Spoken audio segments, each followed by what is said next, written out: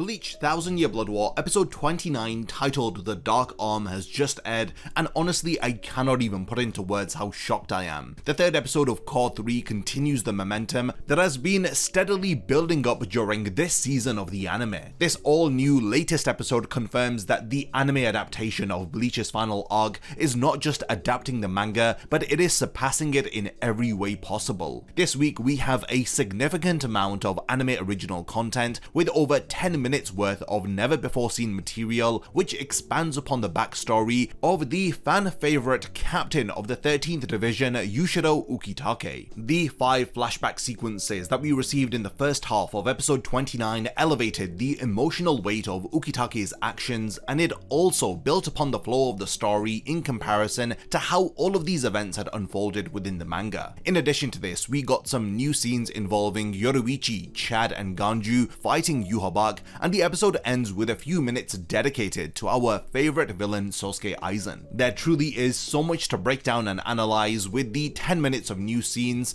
episode 29 manages to still adapt key moments from chapters 615 to 618. Now also, there is a brief moment from chapter 547 which is adapted, and this is where Kiyone and Sentaro are with Ukitake at the shrine of Mimihagi, as we get a brief glimpse into Ukitake beginning the Kamikake ritual. Thanks to this episode, we know why this moment from the manga was not adapted at the beginning of Core 2. There is so much content that is being restructured from the manga that it really does feel like we are watching an entirely new version of Bleach's final arc, which I'm so happy to say out loud. You definitely want to stick around until the very end of this video, as I'll be breaking down all 5 of the new flashback sequences that we got this week, and I'll be talking about what these additions mean for the future of the Bleach anime. So without further delay, let's begin my complete breakdown and analysis of Bleach 1000 Year Blood War episode 29, The Dark Arm. We got really tired of the same old boring anime shirts, so we decided to launch Getsuga.com with the aim of creating designs inspired by our favorite anime and manga. We came up with designs that look cool and represent all of our favorite stories. Check out the latest Instinct collection, which features some amazing designs like this Frosted Heavens design inspired by Toshiro Hitsugaya, or this Instinct design inspired by Holo Ichigo, and my personal favorite, which is the Heart design, which was inspired by Ukiura Shifa. Do not miss out, go to Getsuga.com and wear your favorite stories. This week's episode does a fantastic job of restructuring the events of the manga, and in my opinion it's greatly improved upon the flow of the story as it adapts material from chapters 615 to 618. Now this covers for the large part Ukitake's sacrifice, Aizen's unsealing, and not to forget the conflict that's going on within the royal palace. So there's no pre-opening sequence as we begin with the opening song, and the episode starts with a declaration from Ukitake that he's going to become the next Soul King. We then transition into 5 anime original flashback sequences. These 5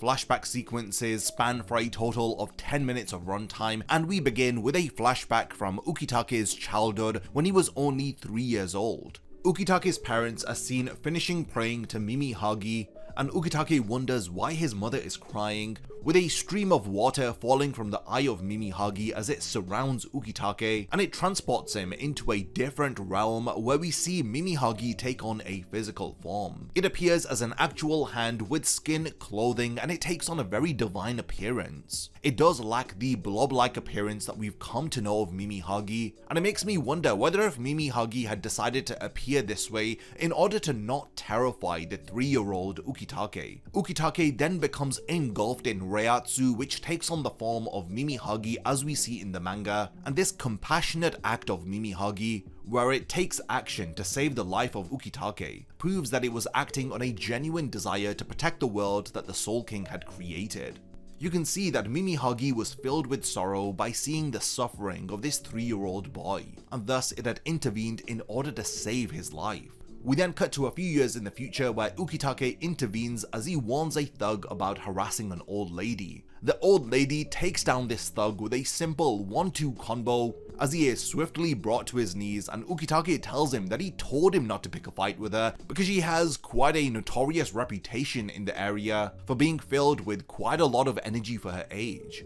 Ukitake does make an offer to this thug that he can join the Gotei 13 and fight and get paid for it, so he's essentially killing two birds with one stone, but the thug refuses his offer. At the end of this second flashback sequence, we see the young Ukitake cough up blood into his hand as he looks quite concerned, as it's shown that Mimihagi did not cure his illness, but instead had prevented the illness from getting worse, so that Ukitake could continue his life.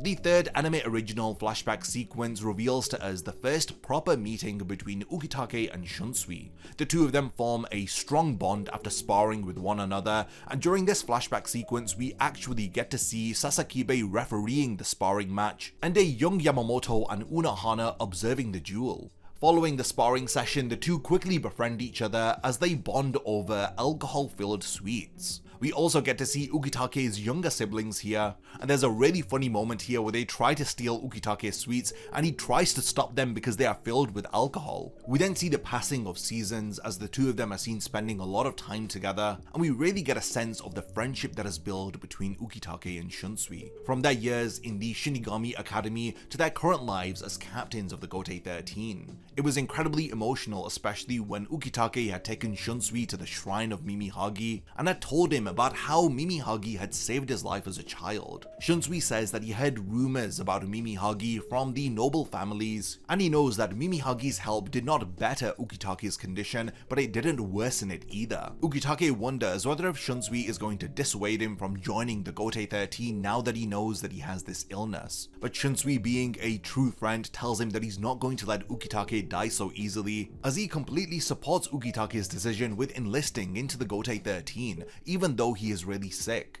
Following this, we then get to see Ukitake as a captain as he stood in front of the Central 46, and this is immediately following the death of Kaien, as he's told that he needs to pick a new lieutenant, and the Central 46 blatantly tell Ukitake that Ukitake's failing health is one of the reasons that Kaien had died. While Ukitake is often portrayed as being gentle and non-confrontational, I do love how this fourth flashback sequence shows him standing his ground against the Central 46, as he reminds them that the decision to appoint a lieutenant is given to the captains of the Gotei 13, as he reaffirms that he does not need a lieutenant at this moment in time, even adding that because of his illness he may not even be around for that long, so after he dies they can just pick a new captain who is going to listen to their orders. Following this, we do get a brief moment where Shunsui and Ukitake speak, where Shunsui comments on how he had just told off the Central 46.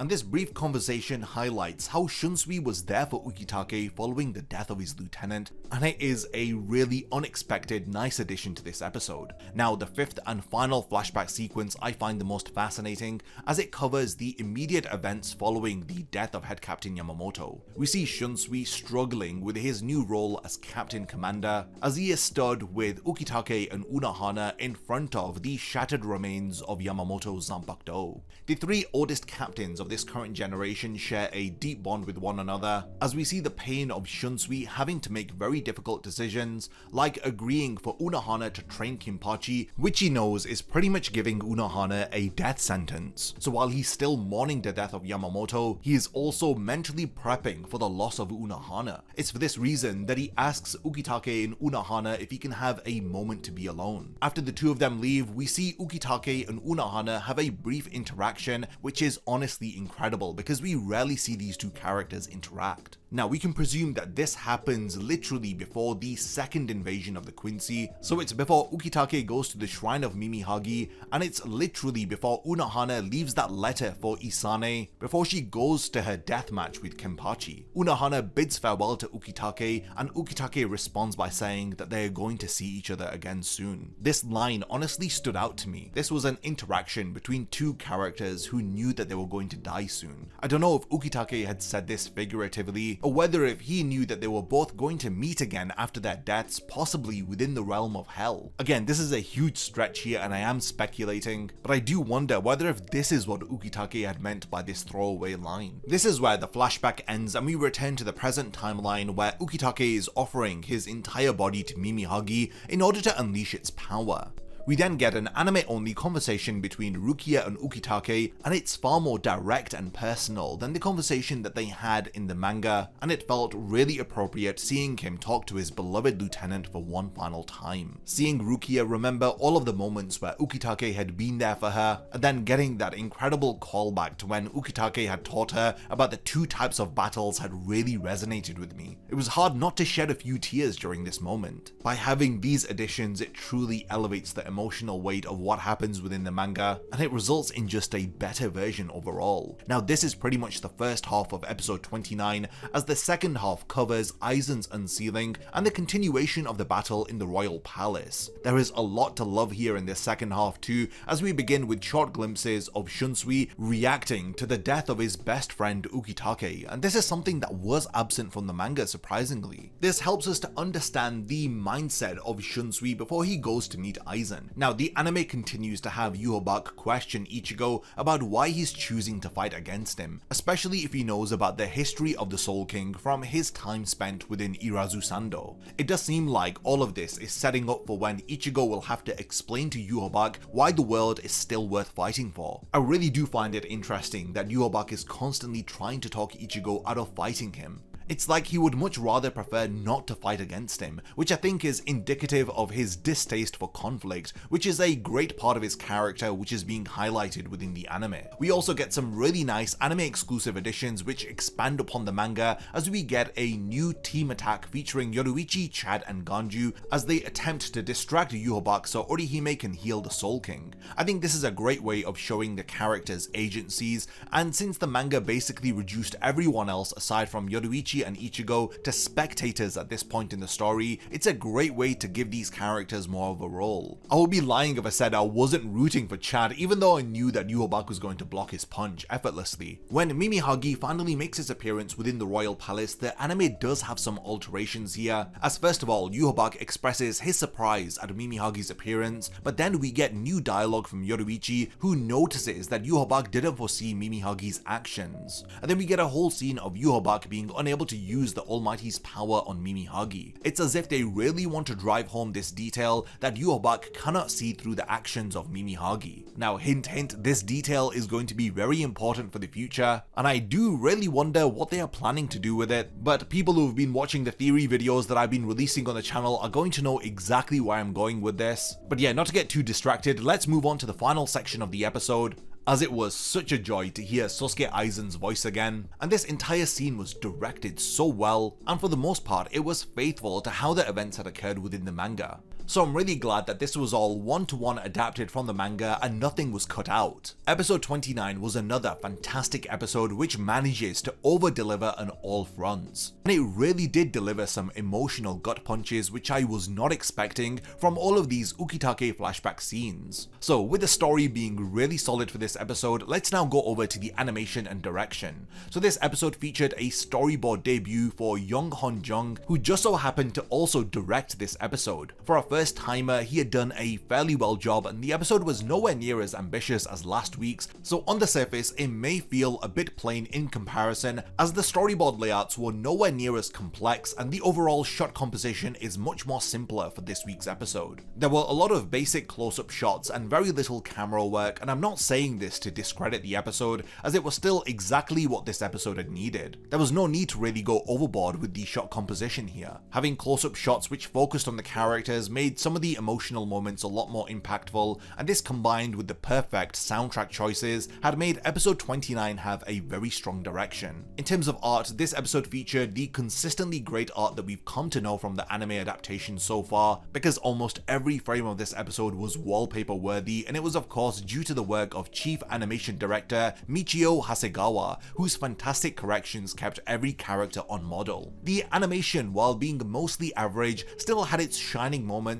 and I especially enjoyed the effects animation on the smoke screen which Ganju had created, and the fire animation from the blast that Yhwach had used to take down Chad and Yoruichi. That entire sequence moved rather nicely, and I also really liked the brief exchange between Yhwach and Ichigo. It was extremely cool seeing Yhwach parry all of Ichigo's attacks, and overall their brief fight here was nicely choreographed. While episode 29 didn't seem all that demanding animation wise, I do appreciate the fact that the animation staff gave it their all to make it still look and move incredibly well. So this was my review for Bleach 1000 Year Blood War episode 29. It was definitely an emotional ride. This episode brought so much depth to UKITAKE'S character with the addition of 5 powerful anime original flashbacks which expand upon moments that we only got to see glimpses of in the manga. We also got some unexpected action with Yoruichi, Chad and Ganju fighting Yhwach, which honestly I did not expect to see, and the emotional weight of UKITAKE'S sacrifice definitely hit much harder here in the anime, making it one of the most memorable episodes of Core 3. While this episode's animation and direction may have been a bit more simpler compared to episode 28's,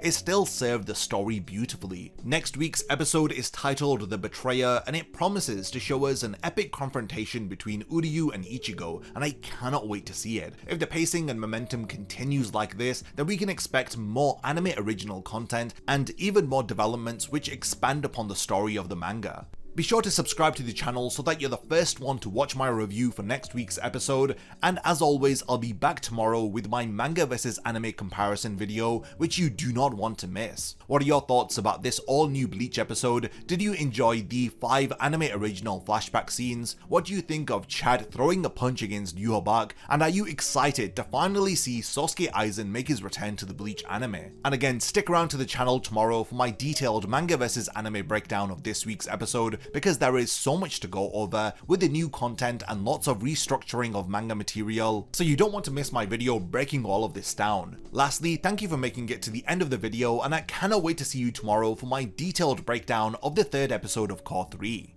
A massive thank you goes out to all of my amazing Patreon supporters for helping to make this video possible. If you also want to support the channel and see your name in the end of my videos, then check out my Patreon, which has loads of perks like early video access and so much more. Thank you for sticking around till the end of the video, and whatever you contribute will mean a lot to me.